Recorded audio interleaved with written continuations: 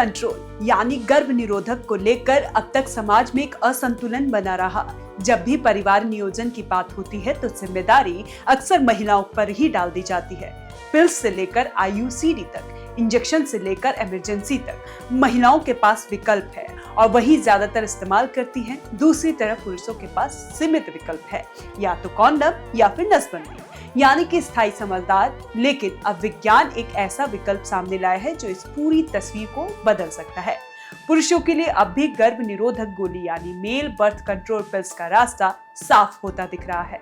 हाल ही में एक medical research में खुलासा हुआ है कि पुरुषों के लिए बनाई जा रही बर्थ कंट्रोल पिल्स ने इंसानों पर किए गए पहले सेफ्टी टेस्ट में सफलता हासिल कर ली है। मतलब अब ये है कि अब वो दिन दूर नहीं जब महिलाएं नहीं बल्कि पुरुष भी सुबह उठकर एक गोली खाएंगे और उसके बाद बिना डर के सेक्स करेंगे, बिना गर्भ ठहरने की चिंता के। लेकिन ये जितना आसान सुनाई देता है उतना जटिल है इसकी प्रक्रिया, उससे जुड़ा सामाजिक, मानसिक और जैविक असर। वैज्ञानिकों ने जिस मेल पिल्स की टेस्टिंग की है उसका नाम YCT529 है। ये एक non hormonal birth control drug है, यानी इसे लेने से पुरुषों के शरीर में टेस्टोस्टेरोन जैसे हार्मोन का असर नहीं गिरेगा। अभी तक जितने भी मेल बर्थ कंट्रोल के प्रयास हुए हैं उसमें हार्मोनल बदलाव की वजह से कई साइड इफेक्ट सामने आए हैं, जैसे सेक्स ड्राइव में कमी, थकावट, मूड स्विंग्स आदि।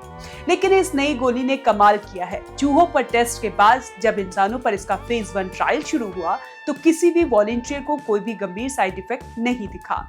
ये संकेत है कि दावा सुरक्षित है और अगले फेज में इसका असर गर्भ निरोधक के तौर पर जांचा जाएगा। अब ये सवाल है, आखिर ये गोली काम कैसे करती है? दरअसल YCT529 की इस दवा का असर स्पर्म की क्वालिटी और गतिशीलता पर पड़ता है। ये शुक्राणु को इस काबिल नहीं छोड़ता कि वह अणु को निषेचित कर सके। लेकिन खास बात यह कि इसका असर स्थायी होता है, यानी जब आप गोली लेना बंद करते हैं तो शरीर फिर सामान्य तरीके से स्पर्म बनाना शुरू कर देता है। मतलब पुरुष की प्रजनन क्षमता स्थायी रूप से प्रभावित नहीं होती। लेकिन विज्ञान की उपलब्धि जितनी बड़ी है उतनी ही बड़ी इसके सामने खड़ी सामाजिक चुनौती। अब तक पुरुषों को गर्भ निरोधक प्रक्रिया में भागीदार बनने की आदत नहीं रही। बच्चे रोकना है तो औरतें देखें, ये सोच भी अभी बड़ी संख्या में लोगों के दिमाग में बैठी हुई है।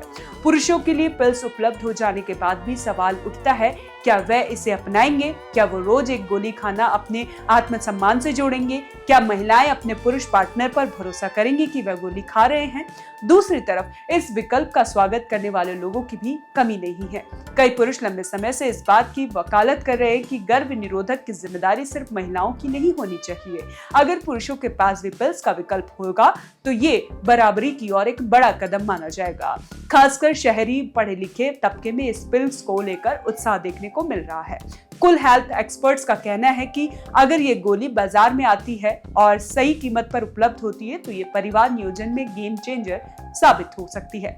हालांकि अब भी इसमें वक्त लगेगा। अभी सिर्फ फेज 1 ट्रायल खत्म हुआ है। फेज 2 और फेज 3 में इसकी प्रभावशीलता, लॉन्ग टर्म असर और बड़े पैमाने पर उपयोग का डेटा जुटाया जाएगा।